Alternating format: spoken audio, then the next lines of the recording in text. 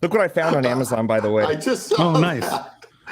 That completes That's what Goofy's hat was actually modeled off. I was like, what is Goofy's hat? It's the weirdest hat ever. What was it based off of? It was this. And then I found this. I'm like, Disney bound all the way, baby. Nice. All right. Sure. Take a drink first. Oh, I'll be drinking all the time. This is like, I'm just got off work. I'm like, okay. One more work. I've got 2 beers in me already. All right. Well, I'm going to start. So you. All right, go ahead. I don't care. I do.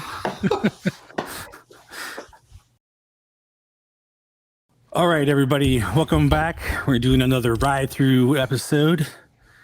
And we have a special guest today. Just like always. Steve. Just kidding. Steve, It's not Steve. Just kidding. He's not our special guest. Is Chris from Provost Podcast. Hello, everybody. Hi. How you doing? To be here. Cool. We're excited to have you. We're trying to get you on a show for like a year. It's been forever. We've been messaging a lot and some craziness. But you've had some fun. Yeah. So been traveling around, been having some fun, but finally I made it here. I'm excited to be here. seeing your videos. Yeah. So what was your favorite park to go to? Ooh, that's such a hard question because they're all so good. My wife's was Hong Kong, I think. My son's is Disneyland Paris, and mine might have been Tokyo. But they kind of ebb and flow. They're all so perfect in their own little ways. I will say this, and I shouldn't even say this because I'm a huge Disney. We love Disney. My son's actual favorite park of all of them was Universal Studios Japan. That was like hands down. Nice. Yeah. Nothing even close to it. But Wow. they're all awesome. Cool. Yeah, Universal is creeping up, man. They're doing some great things, and I've heard awesome things about They Japan. are going against Disney head on. They're fearless. They feel like they're hungry. Yeah. And they are just going for it. And I think Disney thinks that, it's not that big a deal. But I think when they start opening up these new parks, it's going to shift the paradigm for sure. Yeah. It is. Yeah. Yeah, they didn't buy Fox, so they're okay. Yeah. Yeah. Yes. Well, I mean, we Disney did buy Fox, and hopefully they do something with it. I mean, seems like the only thing they're doing stuff with is X-Men and Avatar. Yeah. Whatever. That's a whole other conversation. Yeah. Yeah. Okay. So Chris, you want to tell everybody what ride you picked? Yeah, sure. I got like a list of all the rides. I was like, let's go hardcore. Let's do that. Let's go bad. I mean, let's go the ride that everybody's craving. When they come here, this is the ride they want. Casey Jr.'s train. Yeah. Casey Jr. It's gonna be sweet. So keep it in mind with this rebel metal kind of feel, we're gonna write it backwards. Yeah. That's super metal. I like it. So why did you choose that ride?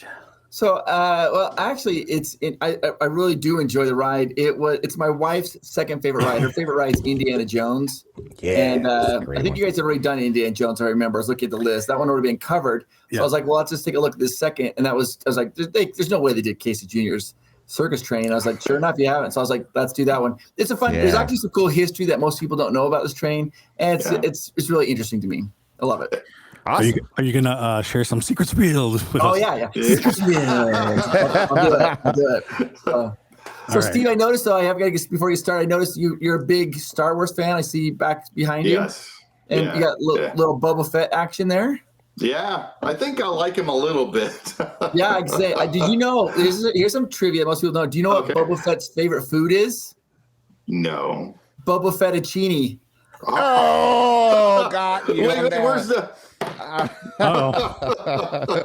I'll see myself out. I'm sorry. We just made him disconnect his box. Otherwise, it would have been a little. Oh yeah, I had my laughing or drum and. We're cringy, but Steve's going to steal that. He's going to be telling all his friends that joke, all the barbecues he goes to. It's awesome. Going to be like, hey. See, I'm even wearing a. Little I think I like adults, Star Wars. sweet. Yeah.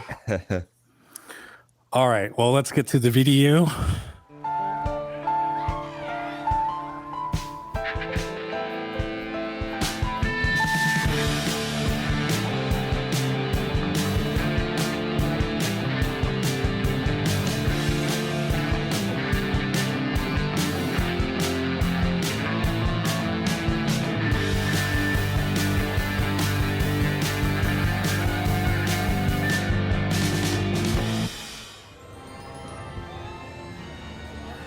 So have you met Chris, LMNG Bids? I haven't. I have not. So He's is pretty cool. Yeah, I would like to. This is a nice flowing entrance into Casey Junior's. Doesn't look too crowded. Yeah. Okay, was that the ticket house? Yes. Yeah. So that booth right there that you saw, that was one of the original ticket houses. Before, when Disney first opened up, you didn't have an all-day pass. You had to buy a ticket book, and then you'd ride you'd have to give your ticket to ride the ride. And that was one of the original houses right there, the ticket house you saw, the little house cool. there. There's another one in front of Storybook Land. It's the lighthouse, and then in front of Alice in Wonderland, the mushroom. The mushroom, right? Yeah. Yep. So it looks like we're going to be riding backwards. Now here's a debate for you guys. You could tell me, was this like an opening day attraction? Some people say it was, and some people say it doesn't count because technically it operated on opening day for about a half a day, and then they had to shut it down. The weight in the front of the engine was not counterbalanced correctly. So when it would start going up the hill, the engine would start to topple over backwards, like a wheelie. Popping wheelies. Yeah, the engineer would lean forward and put all their weight forward to hold it on. So they ended up kind of closing down for 2 weeks. They put a bunch of weights in there, then they reopened it up. So some people say it doesn't really count as opening day attraction. I think it does, but that's sort of like one of those. There's one of those. Do you see the glass half empty or full? Yeah. That's exactly one of those questions. Yeah. I mean, I would think it counts because it was built already. Yeah, I think that counts. I guess. And another cool, interesting thing about this track layout that we're on, though, is Walt designed it. You know, Walt was he loved trains. He actually designed the way that the track layout that it goes on. It was his design. Cool. It's fun for him. So you're really writing something that Walt enjoyed a lot with this train. Yeah. And the one thing that a lot of people don't realize too about this is the environment. You got a lot of stuff to see. Tons. Yeah, especially with all the miniatures. All the miniatures. It's almost like if you do this ride and Storybook Land are interconnected so much. So I think we're going to go up the hill here. And I love this because if he shows it, you can see there's a chain. Oh. The chain has to pull that train up because it can't make it up by itself. I mean, it really does have an engine, but it thought it could. Yeah. I thought it could.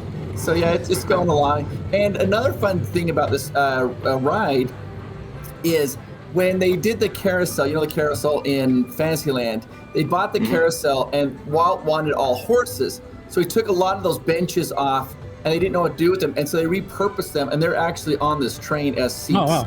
They kind of behind the engine, it's like a little two-seater that has little waves on it. And that is actually a bench from the carousel. That is actually a secret I did not know. So, and you'll notice that on the flower bed as you go by, it says Casey Junior's train. And so this is a fun attraction. The most popular cars, though, on this, there's the monkey car. Oh yeah. Because you get to lock yourself inside it. Kids and families love to try to get in a monkey car. And they just love to do that. Except when you're too tall, then you hate it. Yeah. I actually like this seat where Chris is. Yeah. Yeah. You got a lot of leg room. Nice. Sit right there in the back. Kind of enjoy it. And you get the scenery.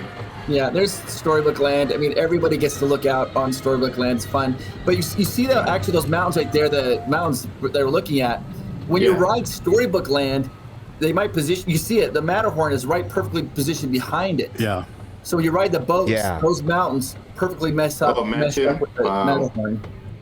Yeah. Oh, yeah. That's cool.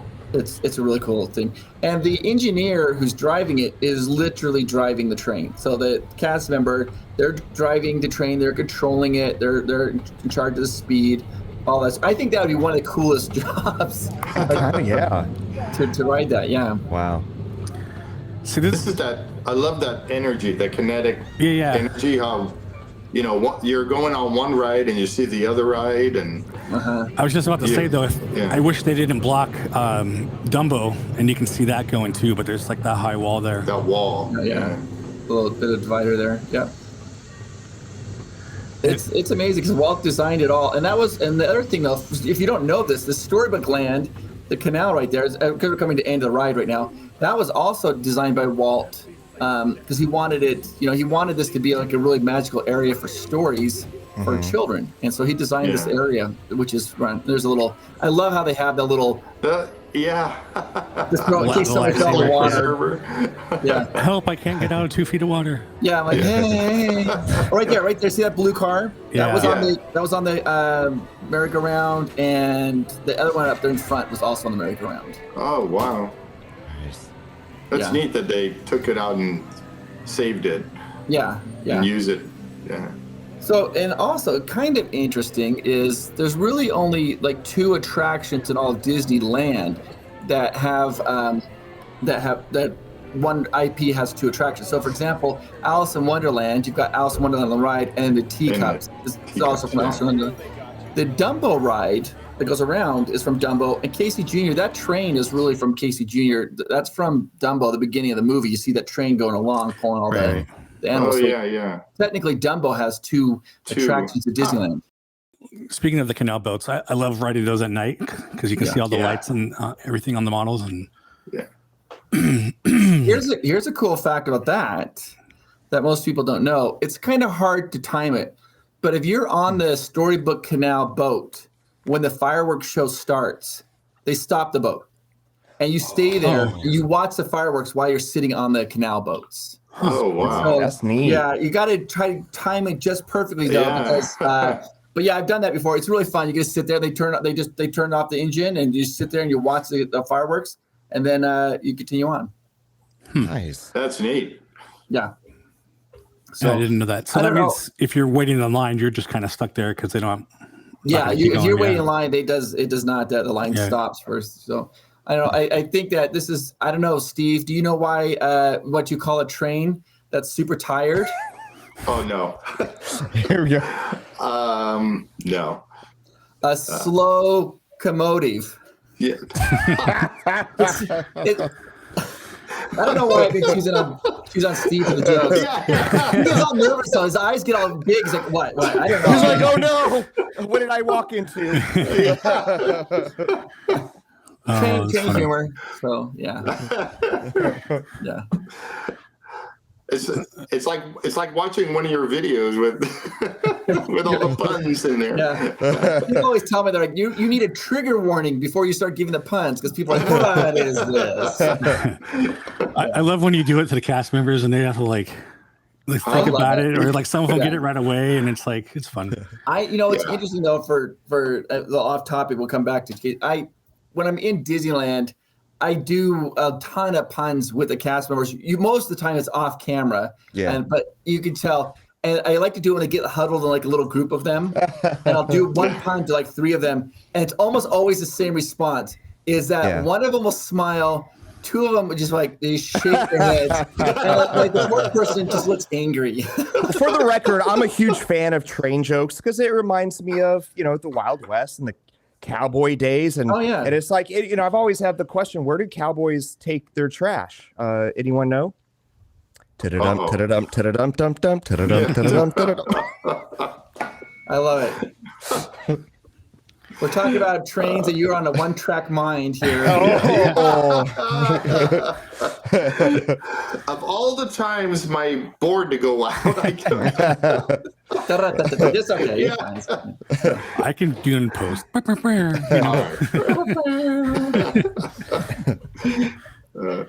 Yeah. So I've always loved going on the Casey Jr. train. I have a strong affinity for that ride. This is just me waxing nostalgic for one moment. Was when I was like in 7th grade, our family had gone to Disneyland, and I was there, and our family went to another family. We had a bunch of kids, and we're there, and it started raining really hard, just downpouring rain. And everybody's just like, they all were going back to like their different hotel rooms. Well, the one son from the family, he was a couple of years older than I was. He's like, I want to keep going. And I was like, can I stay? And one of the few times my mom, I was unsupervised in Disneyland. And we ran on all the rides, and we ran and rode Big Thunder Mountain Railroad. And it was raining so hard, we got going up. The ride stopped and broke down. And I was just I couldn't believe it. I was like, this is crazy. We got off that ride, and we ran. And the next ride we did was Casey Jr.'s train, and we were riding up that little hill, and it broke down.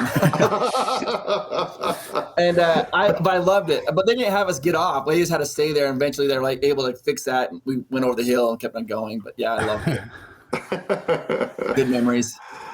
I was waiting for the third ride, and then and that one broke down, and that one broke down, and then they closed the whole thing down. I know. He just left. And then it started snowing. Yeah, it started snowing. We walked uphill both ways. Yeah. But it's a really fun attraction. I hope that Casey Jr.'s and Pirates Slayer, Tom Sawyer Island, those were Walt's main attractions. That Pirates.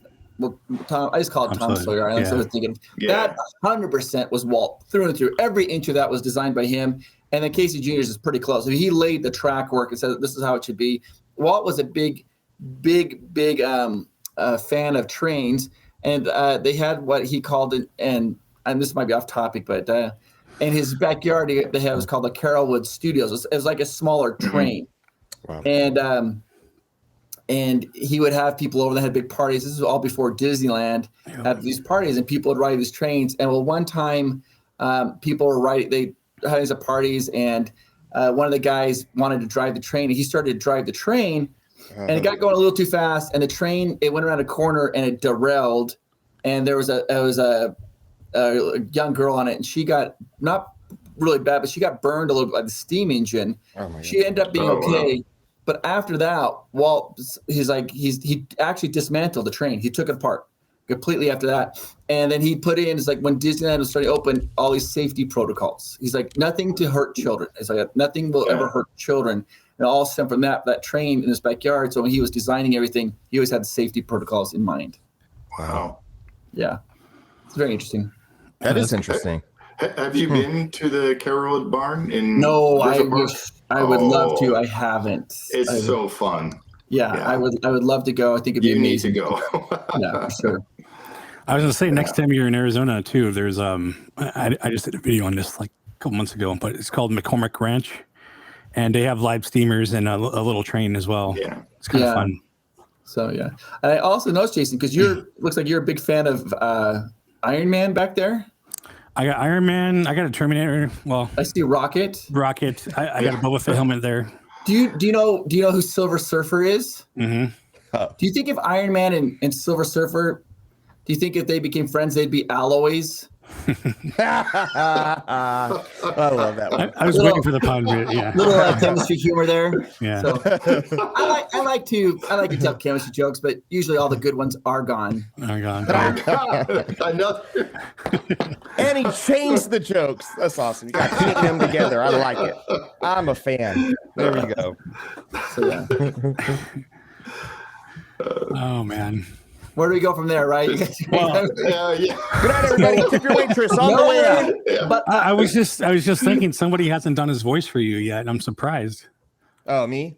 Oh, yeah. I'll do it in the moment. I'll figure it out. I do a few voices. Oh, do you? So yeah.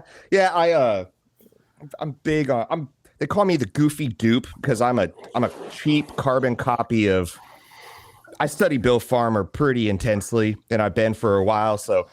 I'm an amateur guy, but if somebody wants like a voice match or something, I'll do it typically. And I've met Bill a few times, and he's really sweetheart of a man, and we've talked about the goofy voice pretty, So I don't know. We'll get there. Don't worry. Now that you put it in my head, we're talking about it. I'm not going to do it. Don't worry about it. Yeah, I'll be like. I feel like we're ready for it. I know. See, that's the anticipation. No, I don't know. We'll do. Let's just move forward, and I'll get there later. We'll do it. We'll do it in a minute. We'll do it. I'll do it. I gotta have something to go off of. I'll need another drink. Yeah. No, I just got off work, so I'm drinking beer right now. So. Do you know why though? That's actually very interesting. Like whenever they draw animation of Goofy when he's golfing, they always have him wearing 2 pairs of pants. Do you know why? In case he gets a hole in one. And you brought Goofy into it. That's good. At what point did you start regretting the inviting me on? I'm not. I am a fan. Hey, I am. No, I'm all Did about you press these record? jokes. No, I have. It is recording this time. Yeah. No, you don't even know. I love dad jokes. I love all these stuff. I have books of them, and I can't. Yeah. I love them. So keep going. Yeah, dad jokes are great. They're awesome. Because I don't know if you guys do you know when a joke becomes a dad joke though? No. When the punchline becomes apparent. I was saying the other day, there's got to be a joke that's like, what's the difference between a dad joke and a mom joke? And I try to look everywhere for a punchline. Apparently, there's nothing out there. So I can think it's a punchline. So we gotta keep it appropriate. Yeah. Yeah. I know. Well, it didn't have to be dirty. It's just nobody's. You'd think that'd be low hanging fruit in terms of jokes, but. That's awesome. I'm gonna have to think about it. So, do you think you could ride Casey Jr. and eat some kind of snack? Like, how many times? I've actually. What Jason's alluding to there, and one of the first videos we did, I did this churro challenge where I would eat a churro and then ride Space Mountain, then eat a churro. We had a bet, I think, for $200. I was with we had my cameraman was there helping us out, and our editor and Thumbnail Dave, who used to edit our videos, was there helping, and he bet me $200, and I was like, oh, I can do that, and you cannot do that. And I got the rules were you had to complete it in one day, you couldn't throw up, and then that was it. And so I got super sick, and I ended up, spoiler, 12 and a half churros is too much, and that's when I got super sick, and I lost out on that.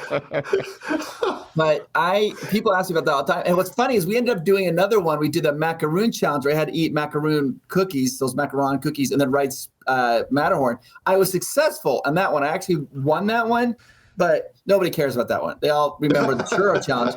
But people have told me to do the Casey Jr. challenge because there's like a little snack cart outside and they can ride it. Yeah. I think that'd be kind of interesting. The thing about it is the Casey Jr., it doesn't really shake you up, right? So I think you wouldn't get too sick. The one that a lot of the fans of the channel are pushing for, which is just horrendous, is awful. They want me to do, because I love the canoes. I actually wanted to do canoes with you guys, walk through.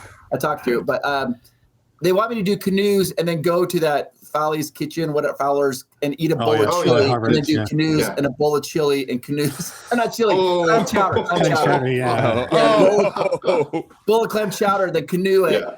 And I was like, that would be like 3 times. I was going to say, 2 or 3 times you probably can do it. Yeah. No one could do it. Where can all that clam chowder go? It's not. Here, hang on one second. I got something I got to show you. Okay. Continue talking. We got to keep talking amongst ourselves. All right. Sure. So how did you start your channel? It started, it started as a hobby. I was living down in California. I had done some acting and other things, like small TV roles and small movie roles. And I was talking to a friend of mine who's a director down in LA. And he told me, he's like, man, you should start a YouTube channel. And he wanted me to do like a family channel. Like the whole families, they vlog every moment of every day. Yeah. And I was like, I can never do. I was like, no, I don't want to do that. And so he ended up. He's like, every time you go to Disneyland, you tell these really cool stories. And he's like, maybe you should just do that. It'd be kind of fun. It'd be kind of, just kind of fun to do. Yeah. I was like, I can do that because I'm a big fan of history, particularly Disney history. Yeah. I find it fascinating. I like to read all these stories. And so I was like, I could do that. So I was just doing one video a week. That's actually in the videos. I'm wearing, like right now, I'm wearing a white shirt and tie. The reason is because I was working full time. And the job I had was a professional job. It was a suit and tie job. So I would leave the office, take off my suit jacket, and then go into the park and just record a video. I didn't think anything of it. And that's how the white shirt and tie it's stuck. Yeah, stuck. And, cool. And I remember when we were a pretty small channel, and maybe like 10,000 subscribers or so. And one day I was in the park and I didn't have my white shirt and tie on. And this young girl, maybe 10 or 11, came up and she's like, Provost Park Pass. And I was like, yeah. And she's like, can we get a photo? And I was like, sure. And then she's like, why aren't you wearing your white shirt? And she's like, nobody will believe me. And she started to cry. Oh, and I was like, cry. Yeah. And so after that, I was like, I will wear the white shirt and tie. So that's why I started wearing the white shirt and tie. Yeah. I think it's what the audience expected. And I didn't realize it was a marketing thing. It was just a convenience factor for me because I would just go straight from work. Right. And that's really how I started the channel. And it just it took off.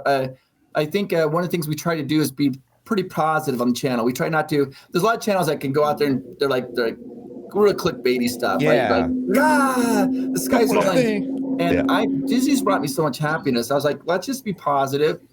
Yeah. Let's tell cool stories, and maybe an audience will find it and find that engaging. And I love that. Slowly sure he was kind of building along, and people seem to like it, and they seem to enjoy the content. And that's just how we started the channel. That's great. That's great. Yeah. So going back to the churro challenge. So I make t-shirt designs and stuff, and I made one especially for you, and I'm going to send this to you. Okay.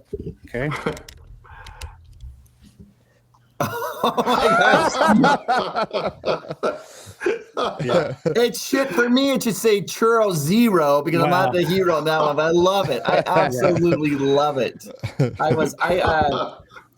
You know what's the funny thing about that is before that video, churros were my mistress, right? I would always go in and cuddle up with a churro and love it. And then after that video, I think I've only maybe had two. It's been years. I still have a hard time. Like I look at a churro, my mouth gets all like sawdusty, and still have a little PTSD on that. Yeah, I was gonna say churro PTSD there. Yeah. Well, but there was when I was doing the macaron challenge, those cookies. Were those the ones that were shaped like the Matterhorn too? Yeah, they're shaped like the Matterhorn. They're kind of thicker. They're very dense and very heavy. Yeah. They're covered with white chocolate on the top as a snow peak. And I got to the point where we were getting to like the last one, and I was like, I don't know if I can do it. And it had been really, the cast members were awesome in that video. They were cheering for me. And so they actually got to the point where I would come back and they would just have me skip the line so I could get on and get off to get another one, trying to pace me. Yeah. But I think that ended up kind of hurting me a little bit because we were getting to a point where I'd write it and then I'd go back and started to eat another one pretty quickly.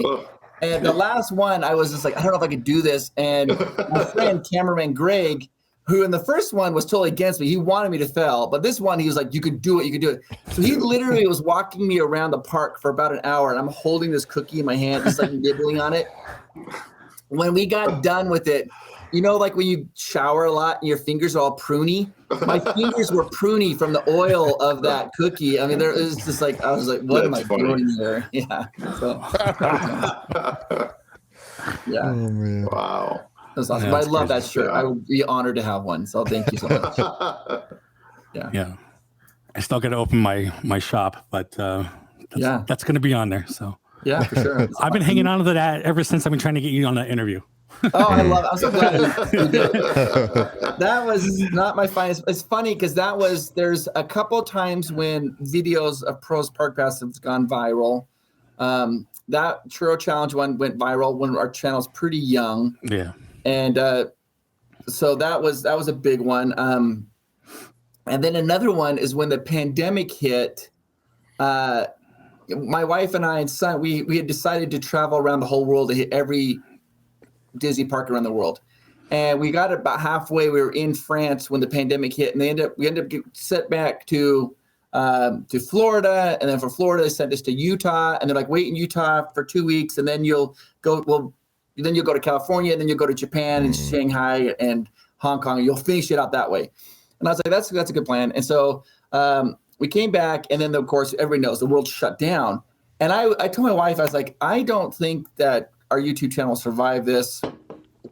I had been working professionally with a company, and they had kind of given me like a sabbatical, like a to do this. And so I told my wife, I said, I'm going to just go back to my old job. We're just going to fold up the YouTube channel and just be done with it.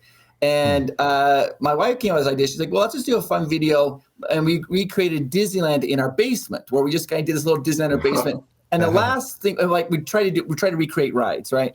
And the last one we had was like Splash Mountain, and my wife got on the sled, like a snow sled, and went down Oh, you remember that? She went downstairs. Brrr, and I threw like water on her.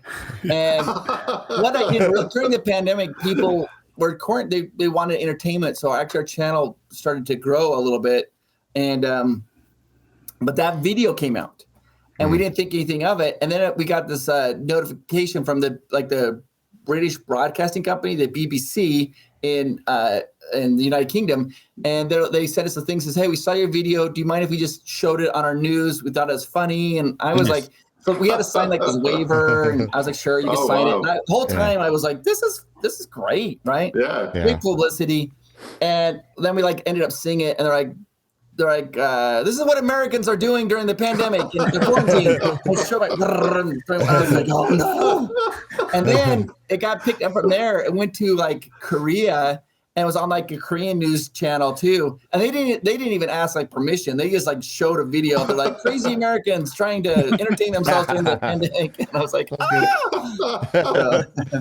Yeah, well, that was a kind of eye-opening moment. That's funny. Yeah. So they just tell you the name of your channel, or did they link to you or anything, or? No, they did. The one in Korea, somebody had recognized it, and they sent us this thing, like clip, and we're like, "What is that?" Yeah. I didn't know you were still working at that point. Yeah, well, I had taken a sabbatical. When I went in to leave the company I worked for, I had a really.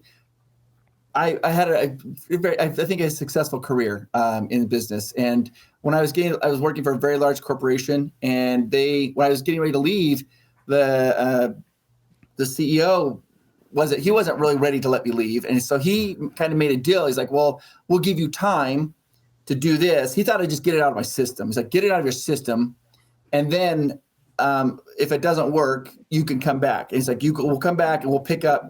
And I was like, I thought that was very nice. So I wasn't on payroll or anything like that with them. And so we took that leap of faith, but I kind of wanted that safety net. I'm like, what if this doesn't work? But then when we came back, what ended up happening is, of course, the pandemic. And then when that happened, all the companies froze hiring, or some people being let go. Mm-hmm. And so that option of actually going back to that company had dried up. And that wasn't an option anymore. So I just told my wife, I'm like, we're just going to have to do our best to just try to be creative. We did like some cooking videos and whatever. And it was just a dire time. But then when we're way off topic here, but when Walt Disney World opened up in July, I got an invite to go out there to the sneak preview before they opened up to everybody. And I got invited to go. And I was like, I guess I'll go. I kind of look back now. I think everything was really elevated. I think we were all on, we spun up so high. Yeah. So I was like, when I got on a plane, I was like, this is it. I'm going to die on this plane and whatever, because whatever. And then I got there, and everybody in Florida is just kind of like, hey, no, it's not a big deal, and you'll be fine. And I felt very safe. And after that, I was like, okay, maybe things, because every night I get on the news, and it's like everything's awful, everything's horrible. And then I kind of saw the people. I'm like, it's not as bad as I think as it is. I mean, it was horrific. But I went to Florida and did some videos down there before it opened, and I just kind of thought that would be it. But then Disneyland did open up for a long time, and I kept getting invited to go back to Florida. And so I was going back to Florida to do more content, and I had been to Florida, Magic Kingdom, I think twice. I wasn't a real expert at it. So for me, it was kind of get to know the parks, but it was really fun. I think we actually developed a new audience. We developed the East Coast audience. Yeah. Primarily before that, we were just all West Coast audience, Disneyland. Yeah. And then eventually when Disneyland opened back up, we started going back to Disneyland, and it was just crazy. And so, in fact, it was so crazy because Disneyland opened it up, and they were only opening up to just California residents. And we were actually living in Utah at the time. We had lived in California, but the company I lived for transitions to Utah. And so I was like, well, so we ended up getting a place. We got an apartment in California. So we changed our residencies, and we moved back. Yeah. We moved back down to California and rented out everything up in Utah, and moved to California and did that. And then after a while, everything just kind of went back to normal. Wow. So when you were getting invited, you were invited by Disney themselves? So no, well, sometimes. So like some of it was cast members. Like cast members, we get like an invite says we can invite you. So I've been invited to multiple events. Cast members. I've been invited by Disney a couple times for certain things. Like if they want to, I mean, people always assume that Disney pays us. They do not pay us. Right. I'm not on payroll. Sometimes we'll get like an email saying, "Hey, would you like to come to this event? We're having a cool event." Yes, I saw the one with when you were in Royal. The Royal 21. Yeah. That was amazing. That was amazing. So I wasn't actually invited by Disney. I was invited. That was won in a charity auction by my friend, and he won that. Yeah. And he invited me. But we contacted Disney, and Disney was like, "Yes, they gave us permission to film it." And prior to that, it had never been filmed. And in fact, they don't allow people to film it after that. But when they came in, they're like, "Yeah, you could film it. Go for it." And they let us film everything from top to bottom. I remember you saying that on the video. And I think the reason that is I think they trust us. They know we're going to be positive. I'm not going to get up there. I was about to say that. Yeah. You had that going for you. So. Yeah, I think they knew we were going to be positive about that. So we got permission. They're like, absolutely got permission. There's been a couple times like they had there's like the Pirates Caribbean and the Mickey Suite on the Disneyland Hotel. I've been invited by them to videotape that, show that. They had, when New Year's, they started right after the pandemic, they're doing a New Year's, the Lunar New Year. And Disney had invited us out there because I think they wanted to show people, hey, this is awesome. So they had invited us to show like the Lunar New Year. And we just try to be positive. I just try to show how fun it is, like what we're doing. I mean, there's some channels that they go in and that's their shtick is they just rip everything apart. Because I think you get people who like that type of content. And I'm like, I just think the food's awesome. I like the rides. So. Yeah, that's cool. I mean, we don't try to be negative here. But but sometimes not try. But I'm always the one being so that resonates. Now I was gonna say I was like, whoa, you're just gonna say I'm the one that's typically like now guys, let's think. It's not state what's wrong. Let's talk about what if we had a magic wand? How could things be better? I think it's important. I think it's important to be honest with your audience. Yeah. It's like I did a video like 5 days ago. The thing I was telling you that D23 hammer on the head thing. Yeah. And I was just like, I mean, I feel like I'm not trying to, at that point, I'm not trying to bash. I'm just trying to say, this is my perception of what's going on. I think there's a disconnect between the Disney and the Disney audience. Let's talk about it. I don't think that's being negative or negative. That's not negative. Yeah, that's just So, absolutely. So first off, you were saying not to get off topic, but honestly, that's what these videos are good for. Is the conversations go wherever they are led to, and that doing these videos is what led to Steve and I starting the podcast that we do, and then we brought Jeff on board because he has a friend named Barry who started another podcast with Jeff is on at the same time. We started talking. I invited them onto this episode and only Jeff came and we all like hit it off. Well, that's because I got no place where to be. Yeah. Hey now. But, as he was saying, I'll be there. If you invite me, I'll be there. Now I can't get them up, see? So we started the podcast, and some of the podcasts we just do an interview or whatever. Yeah. And then we started this other one where we talk about one topic. And in those, we kind of like that video you did. We just talked about whatever currently is happening, and it may have tried to get a little. Oh, I think he is getting a refill. But it may disappeared. I'm still here. Just give me a second. Abracadabra. Talk amongst yourselves. Anyway, it may get a little negative, and Jeff is like, "Hey, let's figure out how we can make this better, or let's spin this around, and what can we do to make it, positive. I just want to see if I can do what Jeff does. Hang on. Oh, there is no Jeff here. Wow, you disappeared and Jeff came back. It's like you're back, guys. That's like back now. Forced magic right there. Yeah.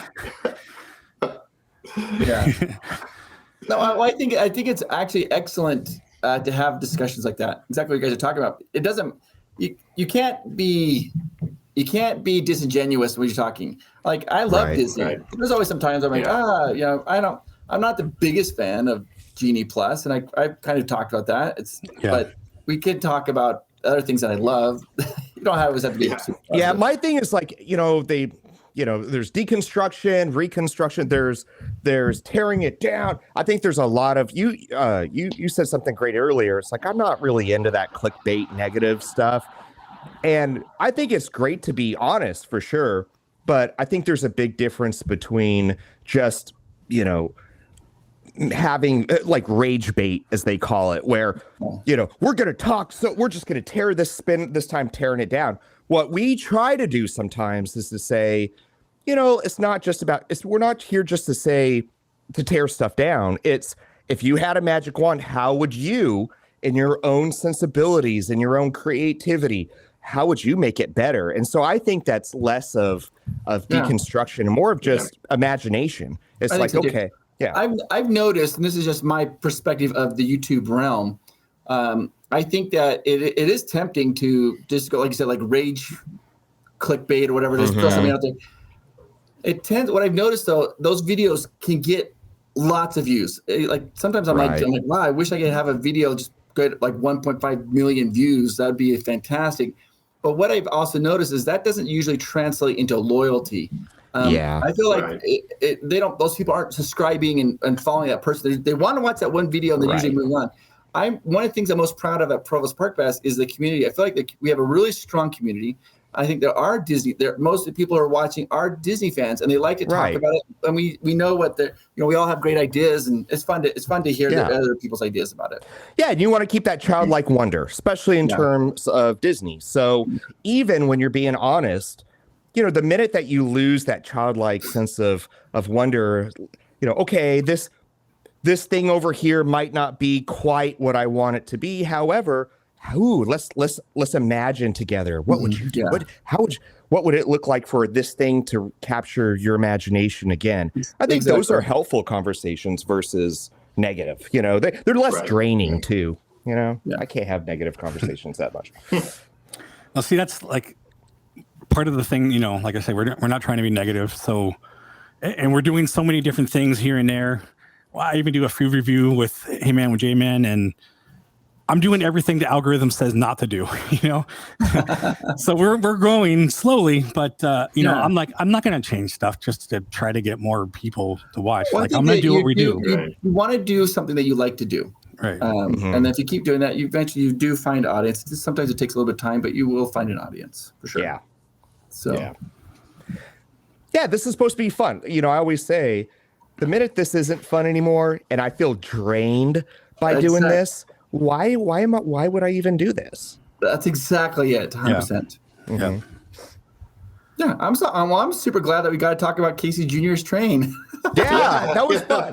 Hey, that was a great choice. I feel. Yeah, it's always a fun ride. You guys know though. Do you guys know what the difference between a train and a teacher is, though? Speaking of trains.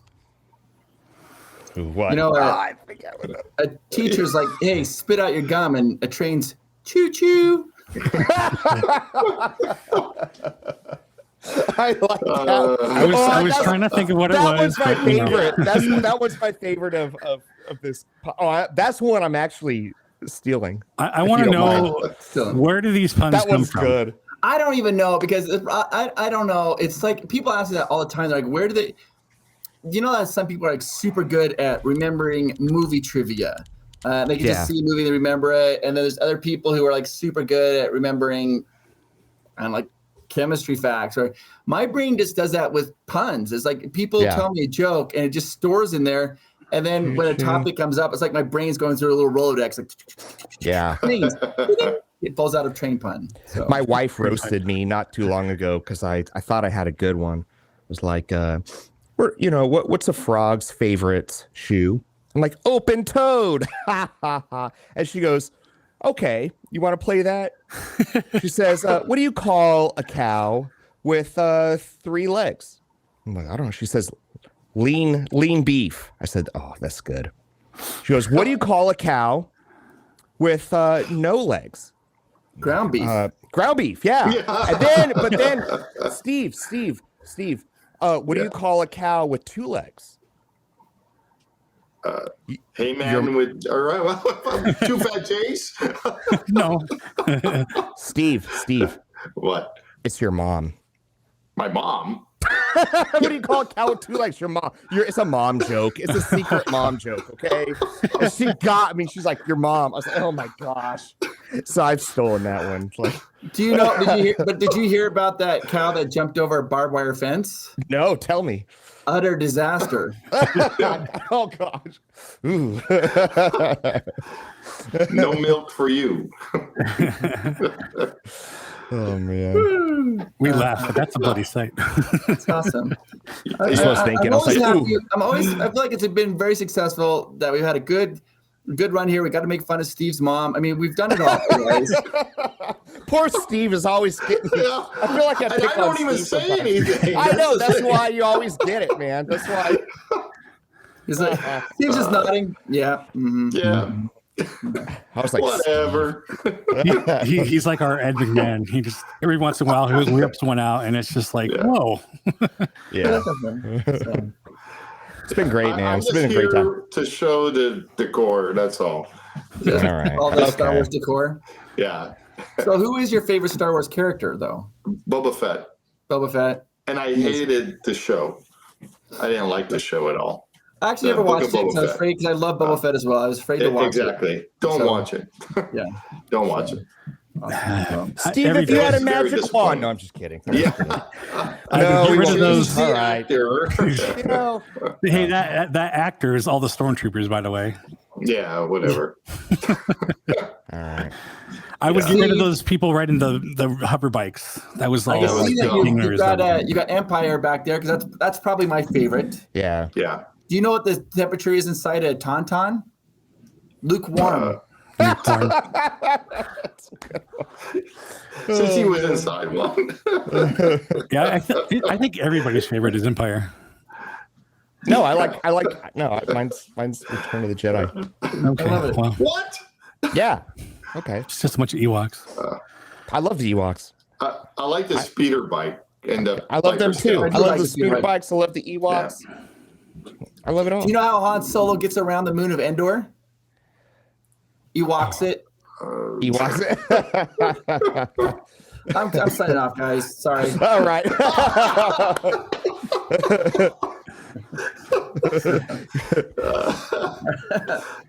But thanks for having me on. Yeah. Do you have any parting jokes you would love to? I Is there think- something you just got to get it out of your system? No, I you think- know? My eyes are watering. I do. I shouldn't apologize. But thank you so much for having me on. I do want to say I've been traveling a lot, and I normally have like way more like energy and super more excitable. But last night I had like the weirdest dream I've ever had in my life. I jumped as a muffler in a car, and I woke up exhausted. I've heard that All right, one. goodbye. All right. Loved having you, man. It was, Okay. Before you I have a go, lot of friends. do you have any words for somebody out there? like you want to? You're talking to you, right? Oh, that's me. Yeah, I am. Let's see. I love you. Talk about your what you got going on, right? Is that the question? Yeah. Well, no, Chris. No, this is different. We'll end this. We'll end this here. Yeah. I am talking to you. For those of you who are watching on video, I'm pointing my finger. Those who are just listening, I'm pointing my finger. I just want you guys to know I think you're amazing. You're awesome, and you make the world a better place by being here. And if you ever get sad, or you ever feel a little depressed, or you feel like things aren't worth it, I want you to take a deep breath and you come here, watch this podcast. All of us here are your friends, and you make the world better by being here. And I mean that. So, I love that. Yeah. And it helps if you subscribe. Yeah. Oh, hit the subscribe button. Hit the subscribe button. Well, thanks thank for having you, me on, Chris, guys. for taking the time to come on with us. It was great having you. Yeah, Finally get to meet you. I see you in the park, and I'm I don't know always why. I afraid feel to like say I'm a hi to very you. approachable person. I don't know why you haven't come up to me. I don't know. No, why. it's just I'm real quiet. I don't. Doesn't matter. I didn't want Just to come bug up and you we'll or just do anything. this. Steve, next time you see me in the park, just walk up, look at me, do a slight nod and just walk away. I'll nod back. Yeah. No words. Say a word. That's as intimate as Steve's ever been with somebody if he did I like that. it. Make a little bit. Make eye contact for 3 seconds with Steve. That's all I If ask. that actually happened, that would be awesome. I'm just teasing. All right. Thanks for having me, guys. You guys are awesome. Yes, You guys are Thank you, great. Chris. Thank you, Chris. Bye-bye. All right. Bye. I love this outro. I love that. Why don't we do a positive outro like, what's your old pal Goofy? Well, I'm just He's saying, great. have a good day. Something that would have been. Well, he doesn't know his videos. Sometimes it's in the middle. Does he? Yeah. I gotta. That's awesome. Okay, I'm a fan now. I'm a big fan. I You love should coming. be a fan, yeah. Well, no, I am, but I love sometimes going into these interviews with fresh eyes. I could have done my research, but I'm like, well, sometimes I just want to meet these people. Not these people, like it's that. You people. You people. No, I want to meet our guests. Yeah. With Right. as if I just met them for the first time. There's so Kind of like how sometimes. we met you, right? Yeah. Well, I don't really have much out there right now, so but it is true. I like that sort of organic. Sometimes I don't. Sometimes I'm really curious who these people are and what they do. Other times I just kind of want to go into it, meeting a person for the first time. So that was this situation tonight, and I thought, I say tonight, but today. If you go and watch his videos, you see how I he might is. steal that positive thing because I just love the thing at the end where it's like, hey, no matter, I think that there's probably a lot of listeners that, goodness, they need to hear that on a consistent basis. No wonder he's got the branding, he's got the shirt and the thing, and then the positivity, and it's cool. I think we're relying in this world that we live in now. Man, sometimes used to. Okay, here's what I'm trying to say. Here's an example. I'm fumbling my way through it, but I think I have a coherent thought. Friends. So a lot of people, when Friends, the sitcom Friends ended, they were devastated.